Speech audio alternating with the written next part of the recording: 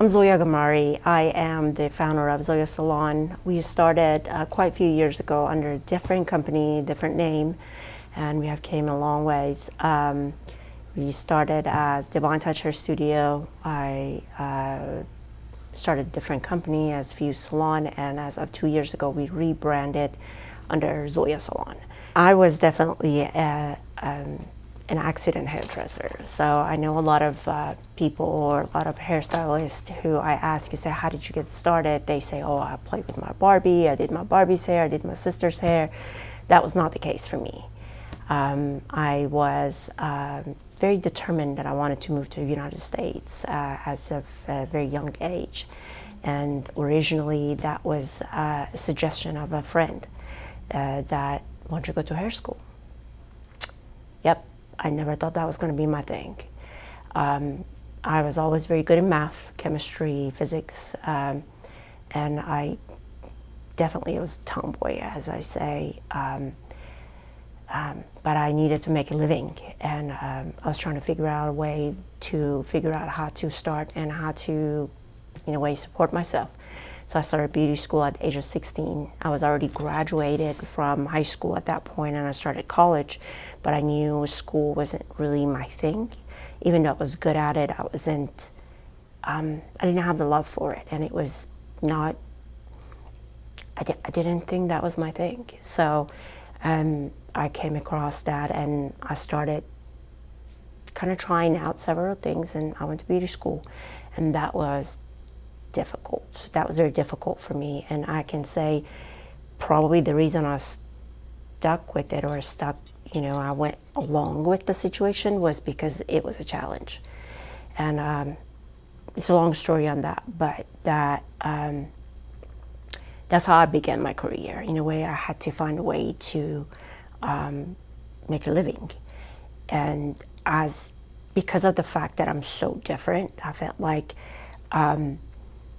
that's what gave me the edge in so many ways, because I was more analytical. I was never creative. And I had to work and grow my creative side. So when I got into the industry and I started seeing the gap, I came along and I was like, I could do this way, where most of my fellow coworkers, they were doing it differently. And I was like, well, you could do it that way.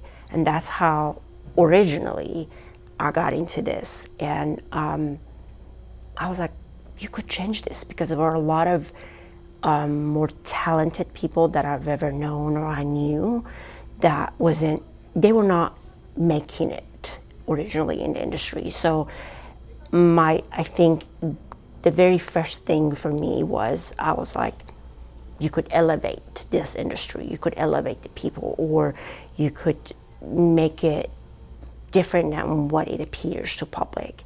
So that was my beginning. But to begin my own company and to begin specializing in finer textured hair or finer hair, and then extensions, that was a whole complete different story that I can tell you that too. So what made you fall in love with extensions? The journey really began for me when I worked backstage, and I don't even still recall if it was an Academy Award or I knew I was in LA. I was not doing hair, I can say that. I mean, I was doing hair, but I was just actually cleaning backstage. I got an opportunity to go work with a ton of good hairdressers that I kind of surrounded myself with, but of course I wasn't the it hairdresser. So the opportunity began, and I started seeing the people who always had that hair envy, or I was like, oh my God, their hair is so gorgeous. And I would see backstage that wasn't their hair. So that's where the whole thing started for me. But I learned how to do extensions. I took several classes, I took several certifications, but I really think it became a lot more personal to me when I struggled with hair loss. I was that girl always who had long, thick, gorgeous black hair, and hair was definitely my identity. I was known as that, and never ever thought I could ever lose it. Never ever thought at one point that I would have need extensions myself. So this is such a long story that it's kind of hard for me to shorten it, but I went through trauma and I lost about 40% of my own hair within, I would say, a month and a half, 2 months. And I went from having this long, thick, gorgeous black hair to having bald spots. And my ponytail was like this thin.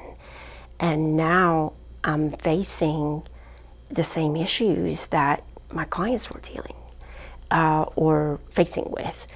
And now it was like, oh my God.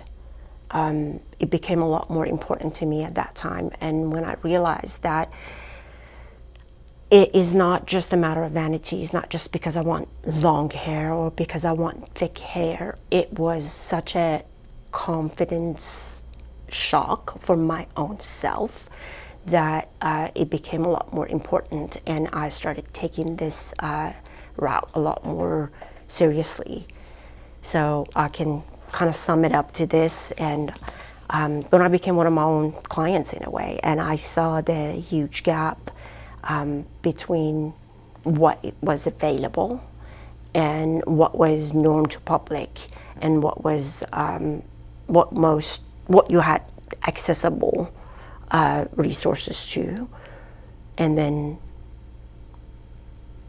in a way I didn't even have the answer, and I was supposed to be the expert.